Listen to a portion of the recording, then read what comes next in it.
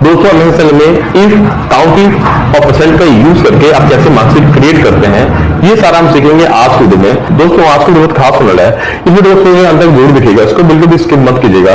अगर आपने इसको स्किप कर दिया बहुत सी चीजें मिस कर जाएंगे। तो ये सेल का फुल कमिटमेंट है, ऑटो पोस्ट है। दोस्तों नमस्कार, मैं आपका स्वागत करता हूँ आपके अपने स्मार्ट एजुकेशन ज्ञान क्लासेस में। दोस्तों अगर आपको हमारी वीडियो पसंद है तो हमारे वीडियो को लाइक कीजिए और हम वीडियो के चैनल को सब्सक्राइब करिए, साथ में बेल आइकन को प्रेस कर दीजिए ताकि मैं जो वीडियो हूँ उसकी लेटेस्ट इन्फॉर्मेशन आपको मिलती रहे। तो दूसरा टाइम वेस्ट नहीं करते हैं, शुरू करते हैं।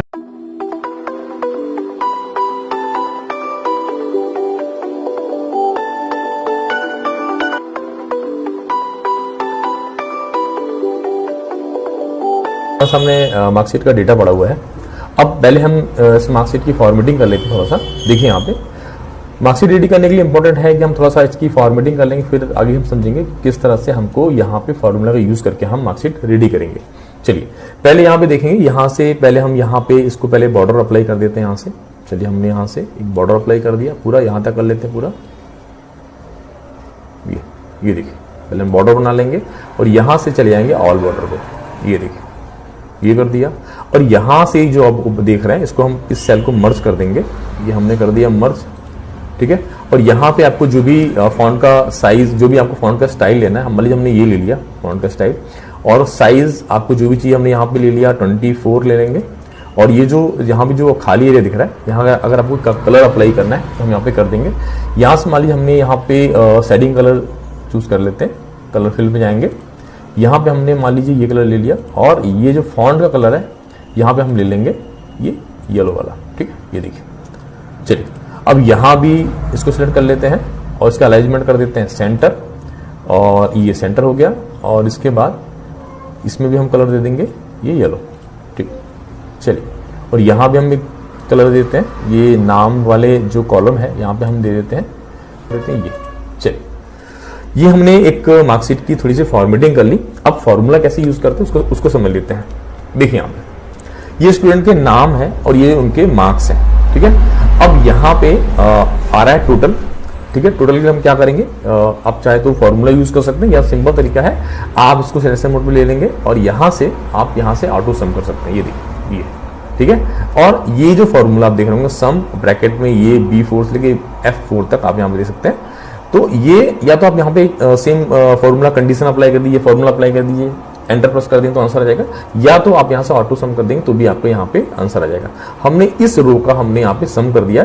अब ये जो सम फॉर्मूला है ये सारे सेल पे इक्वली अप्लाई हो रहा है, यानी ये जो आप रो देख रहे हैं इस पे इक्वली अप्लाई हो रहा है। तो पकड़ के इसको ड्रैग कर देंगे। ये देखिए ये हमने पकड़ के ऐसे ड्रैग कर दीजिए, ये देखिए, ठीक है। ये देखिए, ठीक है। ऐसे ये आपका सबका ये सारे रो का आंसर आ गया।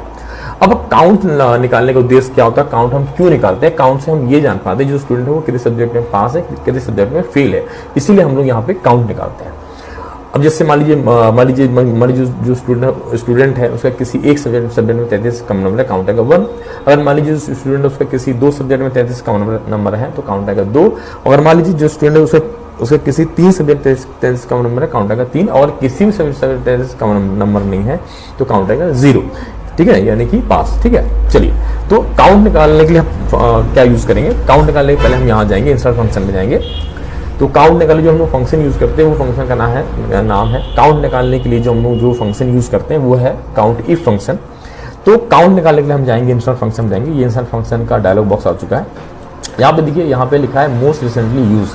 जिस फंक्शन का आप बार बार यूज करते हैं वो आपका मोस्ट रिसेंटली यूज कैटेगरी में आता है। जैसे मैं इस फंक्शन का यूज कर रहा हूँ तो यहाँ पे देखिए काउंट इफ फंक्शन आपको यहाँ पे शो हो रहा होगा। अगर आपने पहली बार फर्स्ट टाइम अगर आप यूज कर रहे हैं तो यहाँ पे कोई भी काउंट इफ फंक्शन नहीं आएगा। तो उस कंडीशन में क्या करना होगा, अगर आपके सिस्टम में इंसर्ट डायलॉग बॉक्स में काउंट इफ फंक्शन शो नहीं हो रहा है तो यहाँ पे आप डाउनवर्ड एरो पे जाएंगे और यहाँ पे देखिए यहाँ पे हम ऑल को सेलेक्ट करेंगे, ऑल पे क्लिक करेंगे और यहाँ पे हम किसी भी एक फंक्शन को सेलेक्ट करके हम कीबोर्ड से C को प्रेस कर देंगे। ये देखिए और डाउनवर्ड एरो से नीचे चले जाएंगे और यहाँ पे आपको देखना है काउंट इफ। ये देखिए ये आपको मिल जाएगा, ये काउंट इफ आ गया। ये देखिए इसको क्लिक करेंगे, ओके कर देंगे। ये देखिए हमारा काउंट इफ फंक्शन का फंक्शन आपके ऊपर आ चुका है। अब रेंज में जो भी हमारी सब्जेक्ट उसका रेंज ले लेंगे, जो भी सब्जेक्ट ये हमने रेंज ले लिया। और क्राइटेरिया में लेस देन 33, 33 से कम है तो फेल, 33 से ज्यादा है तो पास। और जैसे हम यहाँ से ओके करेंगे ये देखिए हमारा आंसर आ गया, ठीक है ना। ये देखिए ये क्या रहा है, यानी किसी एक सब्जेक्ट 33 से कम नंबर है। ये देखिए ये 25 आ रहा है, यानी कि किसी एक सब्जेक्ट में फेल है। यानी कौन है ये है राहुल दुबे। अब इसको पकड़ कर ड्रैग कर देंगे तो सारे जो हमारे रो हैं उसका आंसर आ जाएगा, सबका पकड़ कर ड्रैग कर दीजिए। देखिए क्या होता है, अब यही फॉर्मूला हम यहाँ लगा देंगे तो इसका आंसर आ जाएगा, और यही फॉर्मूला सारे साइड पे इक्वली अप्लाई हो रहा है, पकड़ के इसको ड्रैग कर दीजिए। ये देखिए ये सबका आंसर आ गया। ठीक है, मैंने 2 बार क्लिक कर दिया तो देखिए ये सब पे फॉर्मूला रन हो गया, और ये सारे रो पे आप देखेंगे सब पे ये जो हमारा आप देख रहे हैं सबके नंबर हैं, और ये काउंट की कंडीशन लग गई है, और ये देखिए सबका आंसर आ गया। ठीक है, बस आप या तो पकड़ के ड्रैग कर दीजिए या फिर वहीं पे आप 2 बार क्लिक कर देंगे तो ये सबका आंसर डिस्प्ले हो जाएगा। ठीक है, क्योंकि इक्वली फॉर्मूला सारे सेल पे अप्लाई हो रहा है। या तो आप फॉर्मूला एक एक करके अप्लाई करना बहुत टाइम लगेगा, तो सब पे आपको फॉर्मूला अप्लाई नहीं करना, तो पकड़ के आप उसको ड्रैग कर दें या तो उसको 2 बार क्लिक कर दें, तो ये जो फॉर्मूला है सारे सेल पे रन हो जाएगा। चलिए स्टेटस निकालने का उद्देश्य क्या होता है, स्टेटस हम क्यों निकालते हैं। देखिए स्टेटस निकालने का उद्देश्य क्या होता है, स्टेटस हम क्यों निकालते हैं। स्टेटस निकालने के जो फंक्शन यूज करते हैं वो हम इफ फंक्शन का यूज करते हैं। जो इफ फंक्शन होता है वो सिचुएशन के हिसाब से यूज किया जाता है। ये वैल्यू ट्रू है तो क्या आंसर आएगा, वैल्यू फॉल है तो क्या आंसर आएगा। ठीक है, वैल्यू ट्रू है तो क्या आंसर आएगा, वैल्यू फॉल है तो क्या आंसर आएगा। उसके लिए हम लोग इफ कंडीशन का यूज करते हैं, इफ फॉर्मूला का यूज करते हैं। तो चलते हैं इफ फंक्शन को इनेबल करने के लिए, एक्टिवेट करने के लिए आपको जाना होगा, ये इंसर्ट फंक्शन का डायलॉग बॉक्स है। यहाँ पे जैसे हम इंसर्ट फंक्शन पे क्लिक करेंगे तो इसका डायलॉग बॉक्स आ जाएगा, और यहाँ पे ऑल है ऑलरेडी। आप यहाँ पे किसी भी एक फंक्शन पे क्लिक करके कीबोर्ड से आई को प्रेस कर देंगे, कीबोर्ड से आई को प्रेस कर देंगे तो यहाँ पे इफ फंक्शन हो जाएगा, और यहाँ से ओके कर दीजिए। ये देखिए इसका डायलॉग बॉक्स आ गया, इफ फंक्शन का फंक्शन आर्गुमेंट आ चुका है। अब यहाँ पे लॉजिकल टेस्ट देना होगा। अब हम लॉजिकल टेस्ट में क्या देंगे, ध्यान समझिएगा।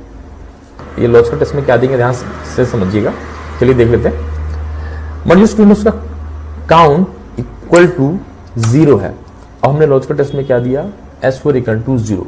मान लीजिए कम नंबर नहीं है, हमने लॉजिकल टेस्ट में क्या दिया, S4 इक्वल टू 0। अब काउंट 0 का मतलब क्या हो गया, मान लीजिए स्टूडेंट है किसी भी सब्जेक्ट में 33 से कम नंबर नहीं है। अगर ये वैल्यू ट्रू है, वैल्यू ट्रू तो जाएगा पास। हमने कंडीशन क्या दी है, S4 इक्वल टू 0। काउंट 0 का मतलब क्या हो गया, मान लीजिए स्टूडेंट है उसका किसी भी सब्जेक्ट में 33 से कम नंबर नहीं है। अगर ये वैल्यू ट्रू है, वैल्यू ट्रू तो स्टूडेंट का स्टेटस हो जाएगा पास। ठीक है ना। अब यहाँ पे देखिए वैल्यू फॉल। अब वैल्यू फॉल में क्या आ जाएगा, जब ये हमको मालूम है कि जो स्टूडेंट है उसका किसी भी सब्जेक्ट में 33 से कम नंबर नहीं है, जब वो एक ही कंडीशन में पास है, अगर उसका काउंट 0 है तो। ठीक है ना, तो वैल्यू फॉल के लिए हम कोई वैल्यू नहीं लेंगे। तो मैं एक बार फिर से क्लियर कर देता हूँ। S4 इक्वल टू 0 का मतलब क्या हो गया, मान लीजिए स्टूडेंट है उसका किसी भी सब्जेक्ट में 33 से कम नंबर नहीं है। अगर ये वैल्यू ट्रू है, वैल्यू ट्रू तो स्टूडेंट का स्टेटस हो जाएगा पास। ठीक है ना।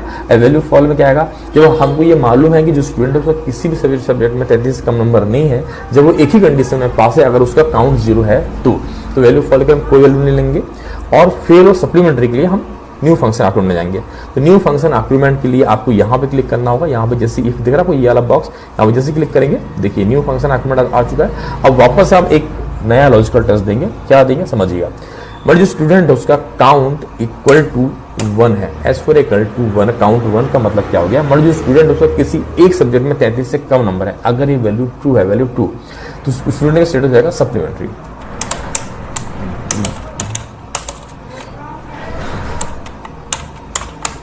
ठीक है, तो स्टूडेंट स्टेटस हो जाएगा सप्लीमेंट्री। और मान लीजिए हमने कंडीशन अप्लाई की है, अगर वैल्यू ट्रू ना हो के फॉल, यानी जो स्टूडेंट है उसका किसी एक सब्जेक्ट में नहीं बल्कि 2 सब्जेक्ट में 33 से कम नंबर है, काउंटर का 2, स्टेटस हो जाएगा फेल। ठीक है, ये ध्यान देना है क्या जाएगा फेल। हमने एक दायरा बना लिया। दायरा क्या बनाया है देखिए यहाँ पे।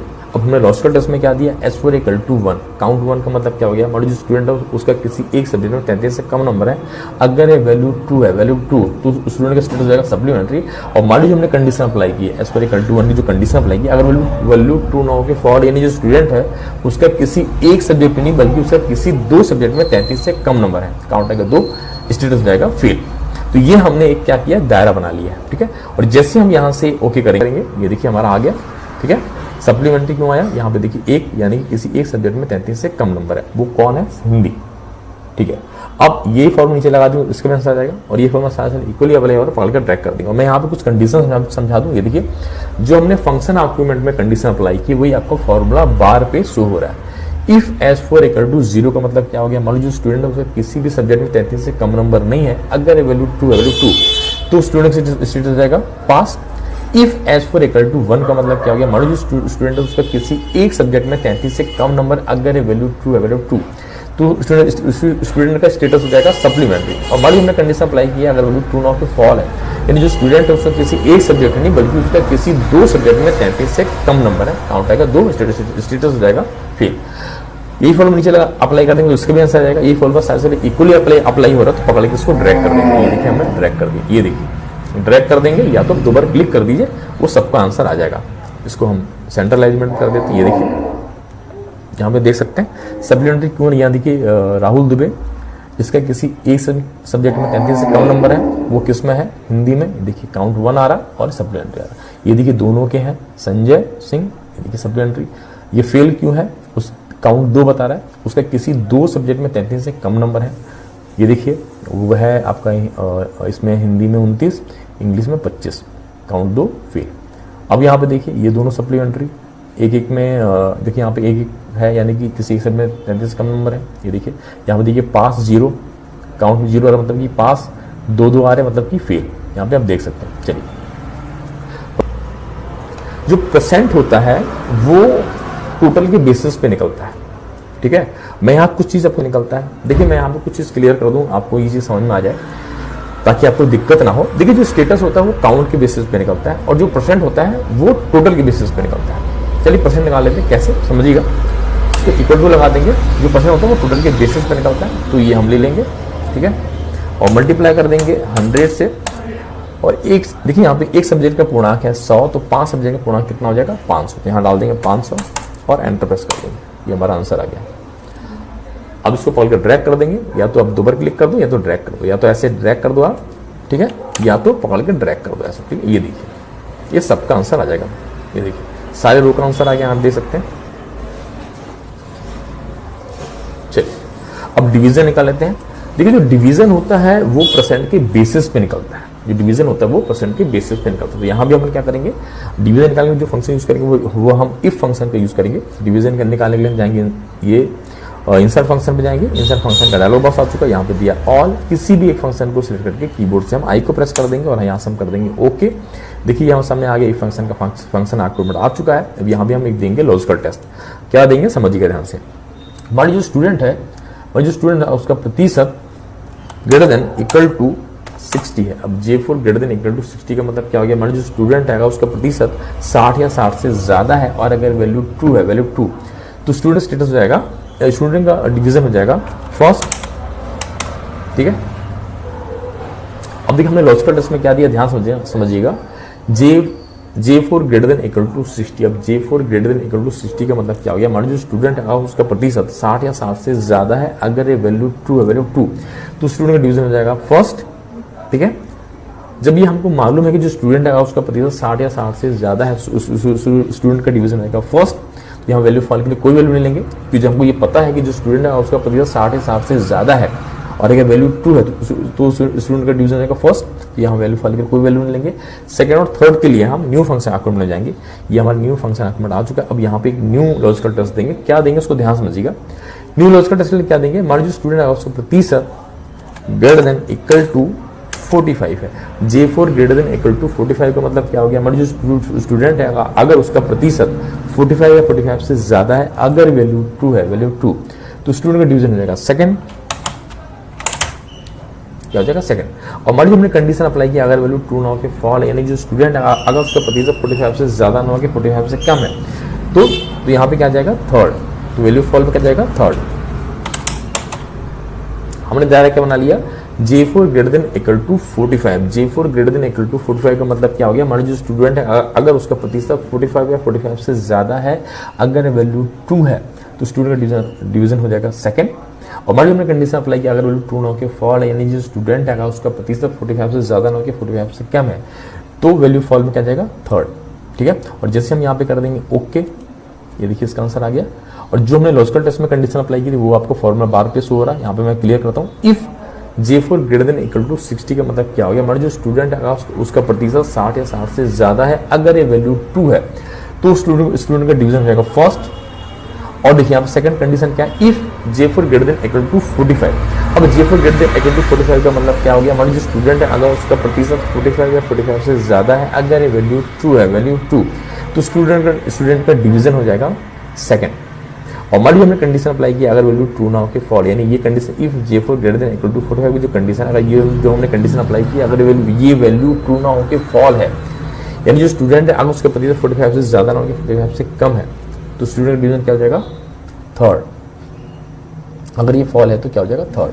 अब इसी को पकड़, यहीं अगर ये फॉर्मूला नीचे लगाते हैं तो इसके आंसर आ जाएगा। ये फॉर्मूला से सेल पे इक्वली अप्लाई हो रहा है, पकड़ के इसको ड्रैग कर देंगे, ये देखिए 2 बार क्लिक कर दिया मैंने, ये देखिए ये आ गया, इसको सेंट्रल अलाइनमेंट में कर देंगे, ये देखिए हमारा आंसर आ चुका है।